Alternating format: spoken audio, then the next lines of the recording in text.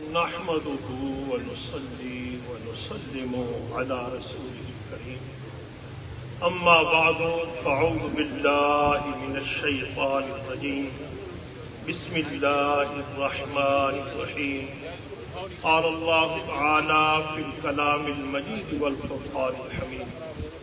بسم الله الرحمن الرحيم اهدنا الصراط المستقيم صراط الذين أنعمت عليهم قال الله تعالى في مقام آخر يا أيها الذين آمنوا اتقوا الله وكونوا مع الصادقين قال الله تعالى خصوصا في شان حبيبه صلى الله تعالى عليه وسلم مخبرا وآمرا إن الله وملائكته يصلون على النبي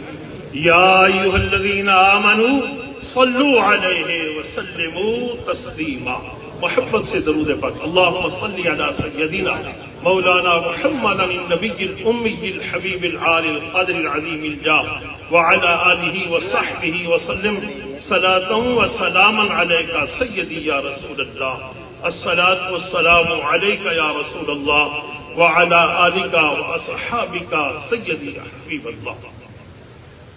جانشین قائد اہل سنت حضرت قبلہ سادہ شان حضرت شاہ محمد نورانی دامت علیہ قائد جمعیت صاحبزادہ شان حضرت شاہ محمد اویس نورانی سیکرٹری جنرل جمعیت علماء پاکستان دیگر علماء مشائخ کارکنان اہل سنت حضرت کے متقین محبین مریدین السلام علیکم بڑی خوبصورت گفتگو ہوئی حضرت بھی تشریف فرما ہے میں صرف یہ عرض کرتا ہوں تقریریں ہم نے بہت کر لی لیکن کام کہاں چلا گیا حضرت قائد اہل سنت کے ذکر آج تو وہ بھی کر رہے ہیں جنہوں نے ساری زندگی مخالفت کی ابھی حضرت رات صاحب سے بات ہو رہی تھی ایک شخصیت کی کہ انہوں نے 2 گھنٹے حضرت کی شان بیان کی کیوں کرتے ہیں اس لیے کہ پہلے حضرت کی مخالفت پر کچھ مل جایا کرتا تھا اب یہ ہے کہ چونکہ حضرت کی تعریف کرنے سے کوئی ناراض نہیں ہوتا اس لیے اب تعریف شروع کر دی گئی ہے تو یاد رکھیے بات وہی ہے بھائی مفتی محمد غوث صابری صاحب بھی یاد دلا رہے تھے کہ جمعیت اس وقت حافظ حسین احمد صاحب تھے حضرت کا سوئم تھا اور وہ کہہ رہے تھے بڑے بڑے اس دن دعوے ہو رہے تھے وہ سب لوگ حضرت سے بہت وابستگی کے دعوے کرتے تھے جنہوں کی عمریں بھی حضرت کے خلاف گزری باتیں کہتے ہوئے تو اس نے کہا تھا آپ اپنی بات کر رہے ہیں حضرت کو زندگی میں قائد ہم مانتے رہے آپ کہاں تھے اس وقت ہمیں قرآن پاک کا حکم یہ ہے ہمیں یہی دعا سکھائی گئی کہ دعا کرو اہدنا الصراط المستقیم صراط الذین انعمت علیہم اے اللہ ہمیں سیدھی راہ چلا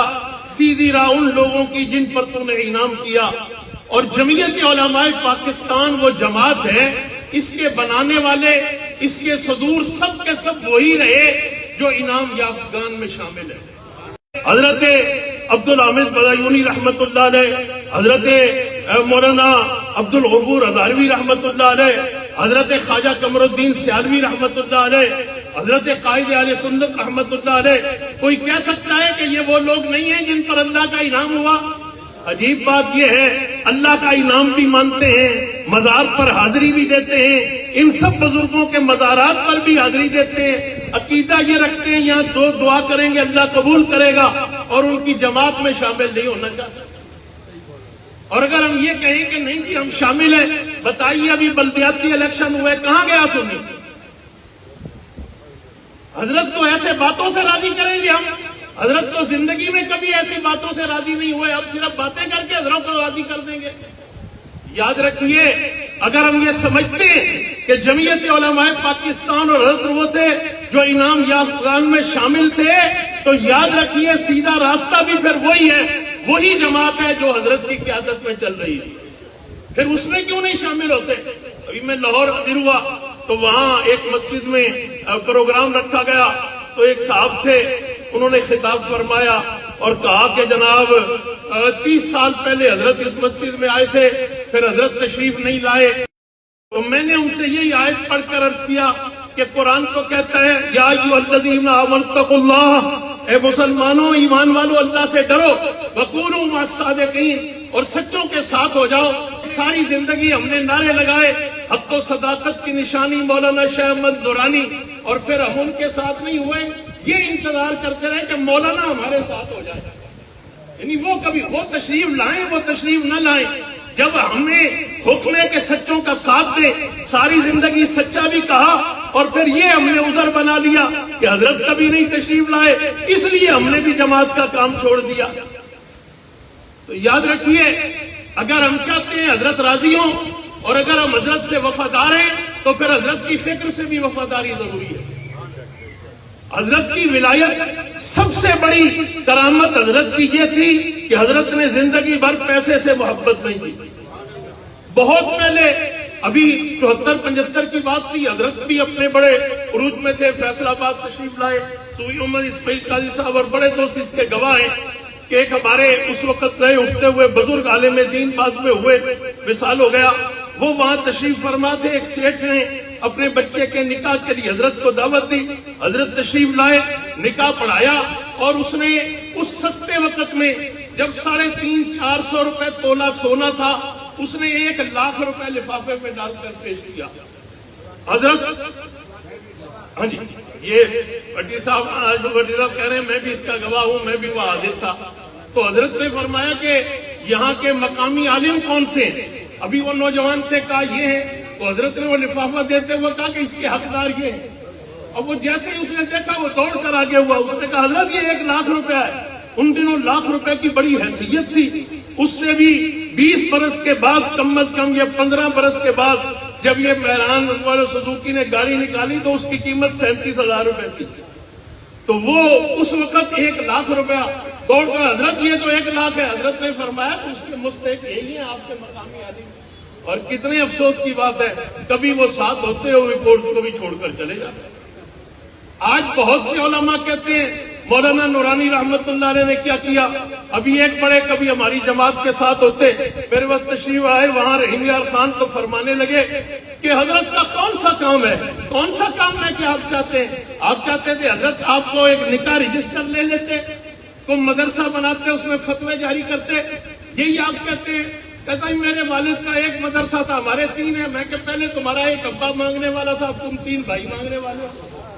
اس لیے تم نے 3 مدرسے بنا لیے۔ کون سا مدرسہ اہل سنت کا ہے جس پر حضرت کا پیسہ نہیں لگا،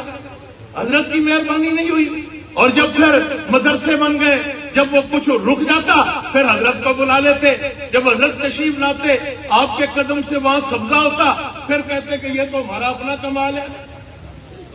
کتنے لوگ ہیں جن کو حضرت نے اعلیٰ منصب عطا کی ہے اور حضرت کی وجہ سے وہ اس منصب تک پہنچے۔ ہم نام نہیں لیتے ان کے احترام کی وجہ سے، جب ذاتی محفلوں میں پہنچتے ہیں بیٹھتے ہیں کہتے ہیں یہ ہمارا اپنا کمال ہے، آپ کا کمال ہے تو اب آپ کہاں ہیں؟ اسی طرح اور بہت سے لوگوں پر حضرت نے احسان کیے، وہ خود اعلان کرتے تھے ہماری تعلیم پر حضرت کا پیسہ لگا۔ اب جب وقت آیا حضرت کی جماعت کو ضرورت پڑی، جب آپ کو ہمارا ساتھ دیتے، جماعت کو کھڑا کرتے، حضرت کے احسانات کا بدلہ دیتے، اب آپ میں سے ہر ایک نے خنجر گھونپنا شروع کر دیے، جدھر دیکھیں وہ اپنی جماعت بنا لیتا۔ یہ ہے وہ وفا جو ہم نے حضرت کے ساتھ کی ہے، اس کا نام وفا ہے۔ یاد رکھیے اگر ہم وفادار ہیں تو رسول اللہ کا جھنڈا تھام لیں۔ حضرت نے کیا کہا تھا، میرا جھنڈا اٹھا لے، وہ تو نعرہ یہی لگواتے تھے نبی کا جھنڈا اونچا رہے گا۔ قرآن پاک نے جس جھنڈے کے لیے انبیاء کو حکم دیا کہ اذا اخذ اللہ میثاق النبیین، ہمارے قاری قدری صاحب بڑا خوبصورت اس کی تشریح کرتے، مفہومی معنی بیان کرتے۔ اللہ نے نبیوں کو بھی کہا کہ گروہ انبیاء جب ہم تمہیں نبوت سے سرفراز کریں، مفہومی معنی یہ ہے کہ تمہارے جھنڈے دنیا پر لہرا رہے ہوں اور میرے مصطفیٰ آ جائیں، اپنے جھنڈے رکھ لینا، نبی کا جھنڈا اٹھا لینا۔ اور ہم میں سے ہر ایک نے رسول اللہ کا جھنڈا رکھ دیا ہے، مختلف جھنڈے اٹھا لیے، اور پھر ہم کہتے ہیں ہم بڑے وفادار ہیں۔ یہ اتنے لوگ کم ہیں کہ ہم کراچی حیدرآباد جو ہمارا پاکٹ تھا اس کو بدل نہیں سکتے؟ کیا ہو گیا ہمیں؟ یاد رکھیے اگر قائد اہل سنت کو راضی کرنا ہے تو رسول اللہ کا جھنڈا اٹھانا پڑے گا۔ بس میرا یہی پیغام ہے۔ حضرت جو ہیں قائد اہل سنت رحمت اللہ تعالی علیہ، حضرت وہ تھے کہ حضرت جیسا آپ کو ڈھونڈنے سے بھی کوئی نہیں ملے گا،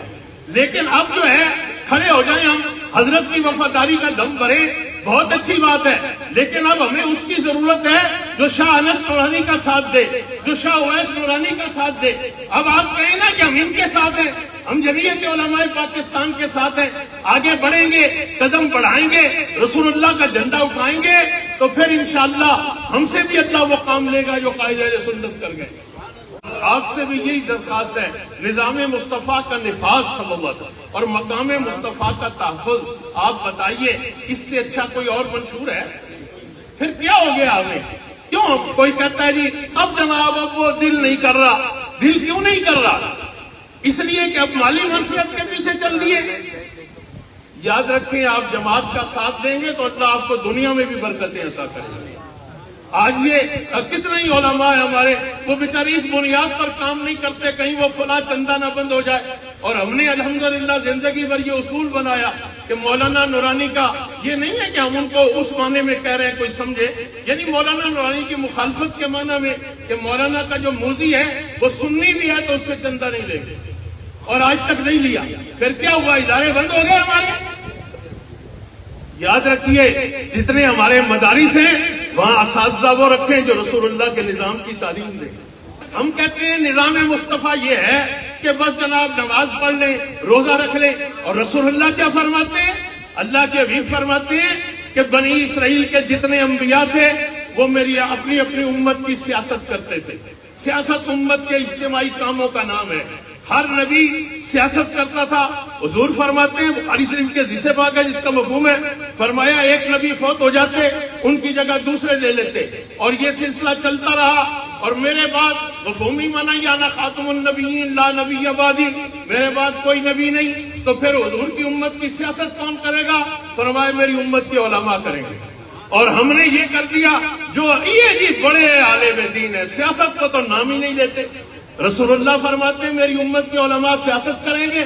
آپ حضور کا دین پڑھا رہے ہیں، دین پڑھانا یہ ایک پہلو ہے، تو دین کے نفاذ کی جدوجہد کون کرے گا؟ کیا رسول اللہ صلی اللہ علیہ وسلم نے صرف قرآن پڑھایا؟ حضور نے اپنے نظام کو مدینہ میں نافذ نہیں کیا؟ یاد رکھیں، مکمل دین یہ ہے کہ آپ دین بھی پڑھیں اور رسول اللہ کا نظام نافذ کریں، اس کے لیے جدوجہد کریں۔ اور حضرت فرمایا کرتے کہ ہم ساری جدوجہد جو ہے وہ جمہوری انداز میں کرتے ہیں۔ حضرت نے ساری زندگی آپ دیکھیے مرزائیوں کو غیر مسلم اقلیت قرار دلوایا اور لوگوں کو مروایا نہیں۔ یہ حضرت کی سیاست کا خاص انداز تھا۔ کتنے حضرت نے تحریکیں چلائیں، نہ لوگ مرے نہ گرفتار ہوئے زیادہ تعداد میں، کوئی ہوا تو وہ بھی چھوٹ گیا۔ اور یاد رکھیے، سیاست یہ نہیں آج کہتے ہیں کسی کا تمغہ یہ ہے میں نے اتنے سنی مروائے۔ بھئی اللہ کے بندو، آپ نے اہل سنت کے خون کو اتنا ارزا کیوں کر دیا؟ قائد اہل سنت نے تو اتنے کام کیے اور کوئی اہل سنت نہیں مروائے۔ حضرت کو قائد اہل سنت حضرت نے خود کہا تھا، اب تو جناب خود یا مرید پیر کو کہتا ہے یا پیر خود حکم کر دیتا ہے کہنے کا۔ اور حضرت کو 1974 کے اجلاس میں خانے وال میں جامعہ عنایتیہ میں قائد اہل سنت کا خطاب حضرت حامد علی خان رحمہ الخان کے بے تاج بادشاہ نے کیا، اور حضرت غزالی زمان موجود تھے، مجاہد ملت تھے، بڑے بڑے علماء تھے، سب نے اس کی تائید کی، اور فقیہ اعظم بصیر پوری جیسے لوگ بھی حضرت کو قائد اہل سنت ہی کہتے تھے۔ اللہ رب العالمین، ہاں سبحان حضرت ضیاءالدین مدنی رحمت کتب مدینہ، آپ بھی حضرت کو سبحان اللہ مہر لگائی اور قائد اہل سنت ہی فرماتے تھے۔ تو یہ حضرت کو اہل سنت کا قائد بھی انہی بزرگوں نے بنایا، اور جمعیت کا قائد بھی انہوں نے بنایا۔ لہذا اگر ہم حضرت قائد اہل سنت سے اپنی وفا رکھنا چاہتے ہیں تو ان کی جماعت کو زندہ کریں، آگے بڑھیں، انشاءاللہ ان کی پوری حمایت بھی ہمارے ساتھ ہوگی، اور اللہ ہمیں ضرور کامیابی عطا فرمائے گا۔ وما